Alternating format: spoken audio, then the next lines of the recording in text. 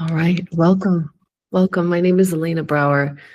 You are here a very, very special occasion today. I am talking with someone I've known for what, 10 years, 12 years, Mukesh? Yeah.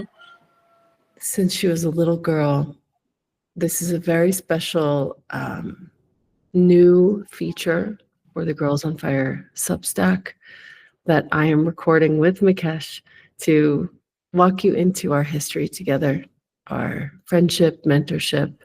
Uh, really, such a beautiful opportunity to get to know the work of Girls on Fire leaders and our longstanding relationships. So thank you for being here, Mukesh.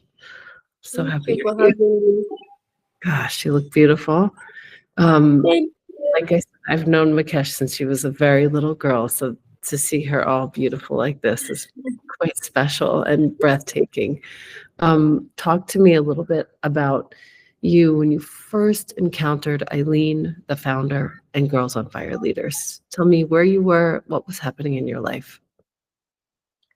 So I first met Eileen on 2014 at the Margaret Safe Place. It was under an organization known as Shining Hope for Communities, in short form SHOFCO. I have been staying there since 2013. It's just a home for little girls, those who are orphans, the ones who their parents have neglected them, those who don't have a place to call home. So for us, that was a home. And we met Eileen. She came to see us at the safe house. We had a very wonderful, we had a very wonderful interaction. And she continued coming and coming and coming to spend time with us. Sometimes we went to see her at her place. There's also a time we celebrated her birthday at the safe house. She was really so nice to us, and since that time until now, she has the same joy, she has the same happiness when she sees us, when she talks to us. And yeah, that's the time that I met Eileen. So beautiful. And you and I got put into contact, I think it was maybe a year or two later, perhaps. And I'd love to hear, just tell our viewer the story of how that happened. So I remember Eileen told me, "Oh, I'd like you to meet somebody known as Elena. She's a writer, and I'm sure you guys will connect because you share almost the same emotions.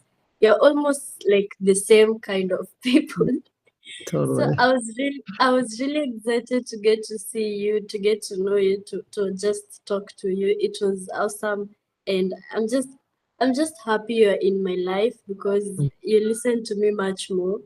And and I also remember you sent us books, Right. the Practice You book, and I really loved that book. Even when I was talking to Eileen yesterday, I told her that was one of my favorite books to write, to just express myself much more, because the book was more about, like it's a self-assessment book. You just have to say how you feel, how everything is going, what Yeah. makes you happy, what makes you sad, what keeps you going. And I loved journaling on it. Mm, Yeah. mm. Thank you. I'm so glad that you enjoyed it as much as I did making it. I really did enjoy it. I'm sure somebody who is reading it by now, because I left it at the safe house when I left. I'm sure, yeah, I'm sure the little girl that is reading something like that, I know they know that they're not alone. I was just little, I expressed myself much more. I had many emotions, so I poured a lot into that book. Yes. I remember Yeah. talking to you about it then. There were a few moments, Mukesh, in your life when you almost went a certain way and then you didn't. And I would love to share with our viewer a little bit about that. I think it's an important part of your journey. So Mm, I've been I've been through a lot, personally, emotionally, mentally, all of those things. Yeah. And there's a time I guess I gave up on myself a lot, severally. And I'm just glad I didn't, because I had so many people pushing up on me, believing that, oh, yes, you can still do it. Don't give up on yourself right now. It will be a waste. And there's also a time, there's just times that, we don't have the same strength that we have every single day. And things were really hard on me. I didn't have a place to stay. I was supposed to go to school. I didn't go to school. I didn't have those people who, like our first friends, which are our parents. I didn't have them to guide me, to tell me, oh, this is the right way, this isn't the right way. So there was a time I had very big storms, and finally I made it through. I went to school. I'm still in school. I'm still pushing on. I still have, the energy to wake up every single day and push myself so hard, because I believe since I was young, I've always believed I have a very, very, very bright future ahead of me. You So do. I can't give up right now. It will just be a waste of everything. Mm. Mm. I'm so proud of you. I now know that you are a mentor to other Girls on Fire leaders. Yeah. You started when you were, how old were you when you first started? 9, 9, between 9 and 8. Yeah. right? So you're now a mentor to girls who are that age. What is that like for you? Personally, I'm so proud of myself. I'm really proud of myself. I once looked upon people, and now people are looking upon me. So it's an achievement. But some things are just not new to me. I've always loved taking care of people. I used to take care of some girls when we were in the safe house. So that's uh I love when people are just okay. I love when somebody knows they have a shoulder to lean on.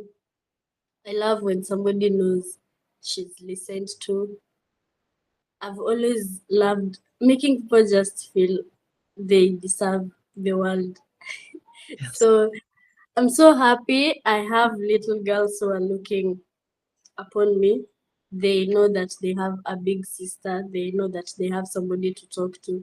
They know that they have a role model, somebody who would have given up with their life, but they didn't. Mm. So for me, I'm really happy. I'm happy being part of the Girls on Fire. I just remember we used to enjoy singing that song very much. This girl is on fire. We really sang, we really sang that song every time Eileen came to see us. That was our anthem, all of us. So I believed that one day I'll be here, mentoring other girls, making them know they have a very big sister who is always here for them, who listen to them, who is proud of their little Mm. steps. Because somebody once listened to me, somebody understood me, and yeah, here I am. Thank you so much. You're working now in the orphanage, if I remember correctly. Yeah. Tell us a little bit about that. So when was it? I can't remember the actual date, but there was a time my friends and I in school, we gathered to go to a nearby orphanage. It's girls between, there was even a child who was 4 years old. So it's ranging from 4 to 19, 20. Like those ones who are still even in college, they're still there. So it was one of the best experience ever. I was once there. I was telling some of the girls, I also stayed in an environment like this. So I know how some things go. I know how everything is. I know how sometimes you wake up and be like, "Why am I home? Why don't my parents do this for me? Why?" But you have to encourage yourself. You have to tell yourself it's not your fault. It has never been your fault. You never chose that life. But you can choose your own life, when you start choosing yourself, you accept the situations, you find things that you do things that make you happy. You'll never dwell in pain for the rest of your life, you know. So we cooked with them. We cooked chapatis. We Mm, cooked green grams. We cooked beans and rice. And also we bought them things like the necessities in the house, things like pads, food, tomatoes, tissues, and we shared a very good moment. We played with them, we interacted with them much more. We got to know they're going to school, and that really made me happy. At least they're going to school. mm, Some have small businesses that they're taking care of. mm. And it was a wonderful moment. I really enjoyed doing it. We So promise them we'll be coming more often if we get the chance to. great. That's great. And I would love to know if you have any questions for me at this point. I know we communicate quite a bit over WhatsApp, and I am so honored to be the first person you reach out to when you need something. That is just everything to me. But I wonder if there's anything that you would like to know from me, or anything that you would like to ask me at all. Yes. So you've been among the greatest supporters for Girls on Fire for almost 10 years. So I always ask myself this question, like, what keeps you going? What made you do whatever you did? Your face. Honestly, that's part of it. The I've seen you grow up. You're like a daughter to me, and I've watched you take yourself on. You never gave up. You wanted to give up a couple of times, but you never gave up. I remember one point when you were like 15 or 16, and it was getting a little dark, and you pulled yourself out of this place. What keeps me going is you and the other girls. Seeing how several of the girls are now in college, Strathmore, like, that's insane. I can't wait to actually hug you and squeeze you and hold you and walk with you, both there and here.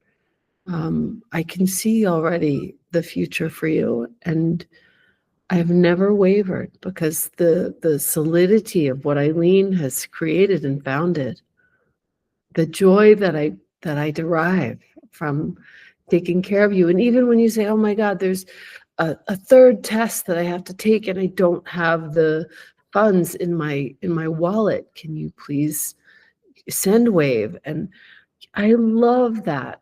I'm so happy to be that person. I only had one child, and when you ask me for help in that way, I feel useful. I feel like I have a purpose here. For all those reasons, I keep going. I just Well, feel I'm lucky. I'm lucky that I have you. yeah, It's a blessing for me. we're both lucky. It's a Yeah. blessing for both of us. Gosh. And Eileen has a few things when she comes. I sent a few, useful things like medicines and things like that for you. Other gifts will come.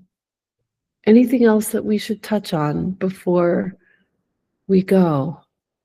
So how does it feel you being a mentor? Like, how do Mm, you feel when you know that I'm looking up to you? you know, it keeps me in my practice. And I'm Mhm. sure you have the same thing with the girls whom you mentor. You want to kind of stay organized and stay focused, because there are other people who are looking up to you. Yeah. And I feel that way about this. And even just to watch how we went from an organization that was taking care of girls and offering ways to see themselves as leaders, to now supporting the girls we supported in being mentors to other girls. That's the ideal. You are of that community. For you to be the mentor, wow, that was always the dream, and it's actually happening. It took 10 Yeah. years, but it's happening. It's amazing. I I'm just feel, happy. yeah, go ahead. I'm really happy. Hmm. I'm really happy I am being mentored. I'm also mentoring somebody, I'm learning and also I'm teaching somebody else. So yeah, I'm really happy. It's a very good experience that most of the people don't get. Most of the girls, they Yeah, don't get that opportunity. that's So right. when I got somebody who knows that, oh, I have a girl somewhere and I need to do this and this for her, I need to make sure she's okay. Hmm. It gives me hope that one day I'll also take care of somebody the way you and Eileen are here for me. So beautiful. You're already doing it in a way. You already Yes, are. I am. So I'll close with a couple of notes for our viewer. As you've now met, Mikesh has been with us for 11 years. She went from being a girl who was being supported by Girls on Fire leaders to being a mentor, supporting other girls in her community through Girls on Fire leaders. This was the dream all along. Eileen Flanagan, the founder, is a dear friend, has become a dear friend, and she is creating now year-round programming for the mentors so that they can serve the girls in need. And she's also created a Substack, which is where this talk will appear. And by supporting that Substack as a paid subscriber, you are supporting, as I have for 11 years, the girls who are now mentoring, the alumni mentors. The dream has been realized. And for you to offer your support either as a monthly donor or as a supporter, a paid subscriber to the Substack, you are supporting this entire endeavor that has brought me so much joy for 10 years. In addition, as a paid subscriber on Substack, you will receive virtual access to the December Turkana camp, which I wish I could come to, but I'll be there sometime in 2026. So that's a real, a wonderful gift if you are on Substack. Mikesh, anything else to add to this? I just want to say on behalf of every Girl on Fire alumni, we just want to thank you for taking this journey with us. You've seen us grow, you've seen us be here, and we're also praying even when you'll become great adults like you'll still be here to see us. And thank you for your support for 11 years plus. We're just happy we have you around. Thank you so much. Everything that you're doing for us is totally appreciated. It has always been appreciated. So yeah, we love you so much. Love you so much, Mikesh. Love you. Love all the girls. Send them all my love. And more soon. And just text me on WhatsApp whenever you need, as always. Okay. All right. Love you. Bye. Mwah.